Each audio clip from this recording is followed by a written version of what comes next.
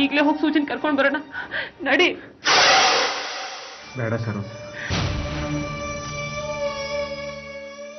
ಅದರ ಅಗತ್ಯ ಈಗಿಲ್ಲ. ನಾವೇನಾದ್ರೂ ತಡ ಮಾಡಿದ್ರೆ ನಮ್ಮ ಮಗಳು ನಮಗ್ ದಕ್ಕಲ್ಲ. ಆಮೇಲೆ ನೋಡಿ ಏನ್ ಪ್ರಯೋಜನ? ಅವಳನ್ನ ಕರ್ಕೊಂಡು ಬಂದು ಏನ್ ಮಾಡ್ತೀಯ? ಅವಳಿಗೆ ಲಕ್ಷಾಂತರ ರೂಪಾಯಿ ಖರ್ಚು ಮಾಡಿ ಟ್ರೀಟ್ಮೆಂಟ್ ಕೊಡಿಸೋ ಯೋಗ್ಯತೆ ಇದೆಯಾ? ಅವಳಿಗೆ ಬಂದರೂ ಉಳಿತಲ್ಲ ಅನ್ನೋದು ಏನು ಗ್ಯಾರಂಟಿ? ಅವಳಿಗೆ ನಮ್ಮ ಬಗ್ಗೆ ಅಸಹ್ಯ, ಜಿಗುಪ್ಸೆ, ತಿರಸ್ಕಾರ ಏನು ಬಂದರೂ ಪರವಾಗಿಲ್ಲ. ಮುಂದೆ ಯಾವತ್ತಾದರೂ ಅವಳ ಅಭಿಪ್ರಾಯನ ಬದಲಾಯಿಸ್ಕೋಬೋದು. ಇಲ್ಲಿವರೆಗೂ ಬಂದು ನಮಗೆ ವಿಷಯ ತಿಳಿಸೋ ಶ್ರಮ ತಗೊಂಡಕ್ಕೆ ಉಪಕಾರ ಆಯಿತು ತುಂಬ. ನಾವ್ಯಾರು ಬಂದು ಅವಳನ್ನ ಕರ್ಕೊಂಡು ಹೋಗಲ್ಲ. ಅವಳಿರಲಿ ಅಲ್ಲೇ.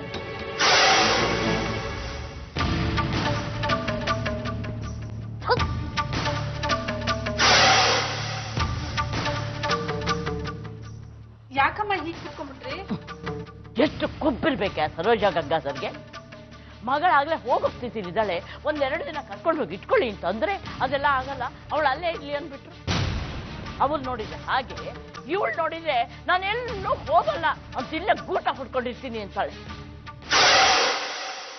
ಹೋಗೆ ಸೂಜಿನ್ ಕರ್ಕೊಂಡು ಬಾ ಇಲ್ಲಿ. ಇವತ್ತೊಳಗೊಂದು ಗತಿ ಕಾಣಿಸ್ಬಿಡ್ತೀನಿ. ಸರಿಮ್ಮ.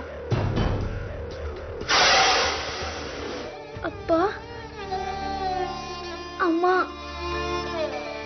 ನಿಮ್ಮನ್ನು ನೋಡ್ಬೇಕು ಅನ್ನಿಸ್ತಿದೆ. ಇನ್ನೆಷ್ಟು ದಿವಸ ನಾನು ಬದುಕಿರ್ತೀನೋ ನನಗೆ ಗೊತ್ತಿಲ್ಲ. ಸಾಯೋ ಮುಂಚೆನಾದ್ರೂ ನಾನು ನಿಮ್ಮ ಜೊತೆ ಇರಬೇಕು ಅನ್ನಿಸ್ತಿದೆ.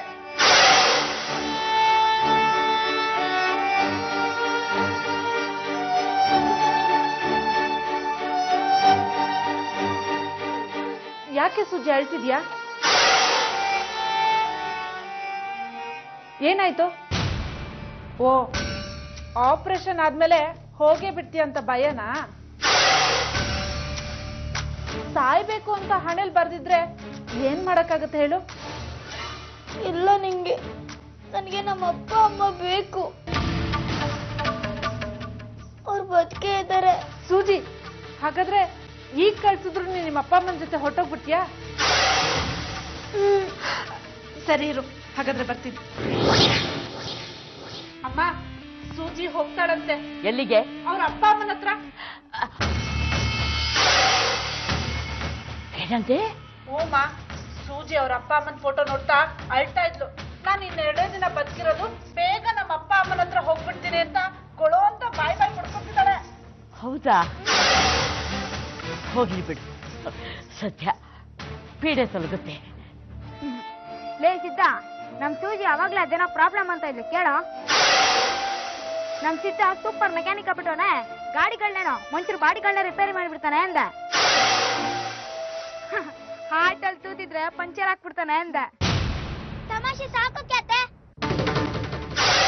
ನೀನ್ ಹೇಳಿದ್ ನಿಜಾನೇ. ನನ್ನ ಹಾಟಲ್ಲಿ ತೂತಿದೆ. ಲೋ ಸಿದ್ಧ, ಹೇಳು, ರಿಪೇರಿ ಮಾಡಕ್ಕಾಗತ್ತಾ?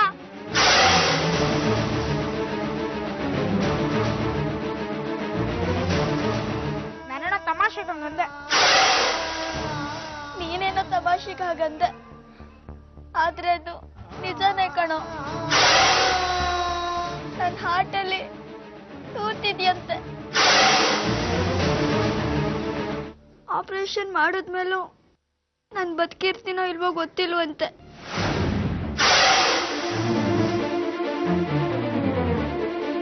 ನಿಮ್ ಜೊತೆನೆ ಇರ್ಬೇಕು, ಈ ಕೇರಿಲೇ ಸಾಯ್ಬೇಕು ಅಂತ ವಾಪಸ್ ಬಂದಿದ್ದೀನಿ ಕಣ್ರೋ.